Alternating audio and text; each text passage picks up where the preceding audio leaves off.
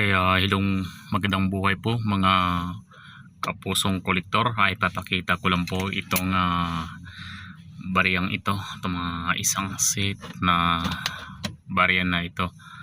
So ito po makikilala naman po natin, ito po yung 1 peso na Jose Rizal. Ayan po. So ganyan lang, ganyan po yung tone niya. Ito po yung 1 peso na Rizal 1974. Yan. So nagkaganyan po ang kanyang tone, pero ito po ay isa po itong proof. So 1974 set na proof coins, Filipino series po ito.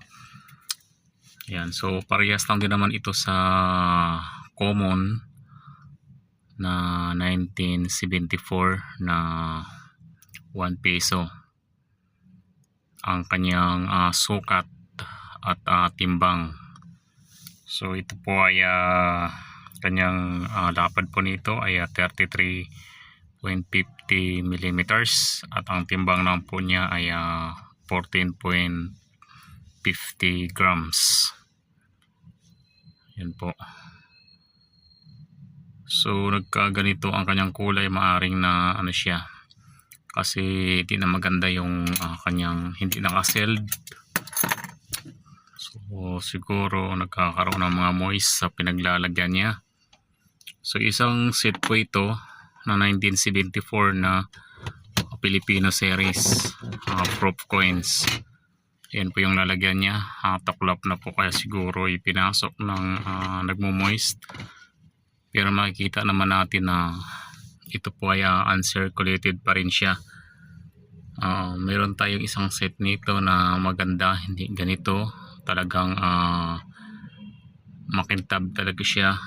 So ito po yung mga ibang denomination niya ng 1974 na proof Filipino series. So ito lagi itong nagkakaganito.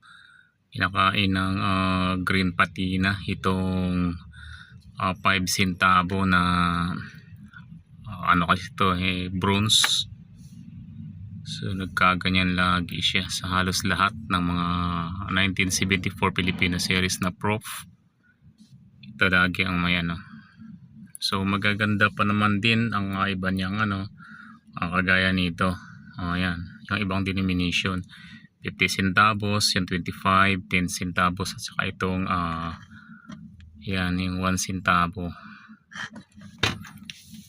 So ipakilala natin ang kaibahan po so, ito naman po yung itong mga ito naman ay ang mga ito yung mga common circulation coin. So ito medyo mahal to. Kasi kung lalo na kung maganda pa ang kanyang kondisyon, hindi nagkaganito ang kanyang tone, ay umabot pa ito ng 1.5 to hanggang 2,000 yung isang set na 1974. Pero kaunti na lang din kasi ito, kaya magandang din to magandang collection din ito, itong proof na 1 peso. Ito ay meron lamang siyang 10,000 na bilang ang ginawa. So lahat po na proof ay 1974 lang po, walang 1972. So itong circulation coin ay meron siyang marami po ito, yung 1972 at 1974. So parehas ang sukat niya ay mayroong 33.50 millimeters at 14.50 grams. Pero napakadami po ito, kaya hindi totoo yung mga binablog ng mga nasa FB, lalo na sa mga nagre-reels. Nagpo-post na ito ay nabibili ng mga libo-libo.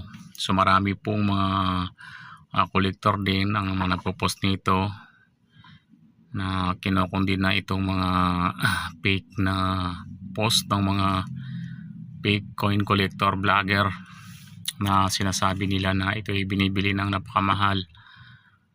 So hindi po totoo yan, dahil ito ay napakadami nitong circulation coin na ito. Itong 1970 to 1974, milyon po yan. Ang 1972 ay napakadami, 121,821,000. So napakadami yan. Kahit sabihin natin 50% ang nawala nito, napakadami pa rin, milyon pa rin ang natira nito. Ang 1974 ay mayroong 65 million, 2,178. So napakadami, di ba? So hindi siya masasabing rare. At saka ito ay lilinawin lang natin, kagaya ng mga haka-haka na naman ang iba ng mga non-collector. Ito daw ay may halong ginto, ay binibili ng libo-libo. Unang-una, wala po itong halong ginto, wala po itong halong silver. Ito ay copper nickel po. Copper nickel lang po siya, wala siyang halong ginto. Kaya hindi totoo na ito'y binibili ng libo-libo. Lahat po yun ay mga fake news po yun. Ito ay ordinary lang po, ordinary coin sa circulation. Hindi po ito nabibili ng libo-libo. Nung mga taon na 2019 hanggang nung 2025 ata, ito ay binibili lamang ng 5 piso ang isa. Sa totoo lang, napakadami nito, napakadami. Lalo na sa mga kolektor at saka yung iba na nakapagtabi nito. Pero magandang collection din ito. Kung ikaw ay pusong kolektor, pwede ka magtabi nito. Dahil napakagandang coin din ito. Bukod sa malaki, copper nickel, malaki yan. So para naman may maitabi ka, so walang masama. Ako nga mayroon dito, maabot pa ng, kaso lang yung iba ay pinakawalan ko na rin. Yung iba naman ay pinamimigay ko sa mga bagong mga kolektor na gustong mag-collect nito. 1 piso na Filipino series. So ulitin po natin, linawin po natin, sana po sa mga nakakapanood nitong video na ito. Ito pong 1 piso na 1972 at 1974 ay napakadami po nito. Ito ay circulation coin. So common coin, karaniwan lang.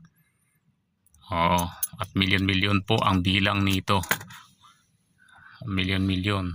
Kulang-kulang 200 million ang kung pagsamahin ang 1972 at 1974. Yan. At ito naman, titingnan natin uli. Ito ay magkakaiba niya, dahil ito ay proof. So hindi po ito circulation coin. Itong proof na ito, ito po ay special lamang na ginawa para sa mga kolektor. Hindi po siya circulation coin. Nandito po yan nakalagay. Dito naman yan, ayan, ito yung lalagyan niya. So medyo lumang-luma na nga lang yan. 1974 Filipino proof seat. Yan po yung lagyanan niya. So yan lang po mga kahabi, mga kapusong kolektor. Maraming salamat po sa inyong panonood. Sana po ay nakapagbigay tayo ng kaunting kaalaman, lalo na po dun sa mga hindi pa familiar sa ganitong coin. At tayong iba naman ay hindi alam o naniniwala dun sa sinasabi ng ibang mga faking kolektor, nagpakilalang kolektor.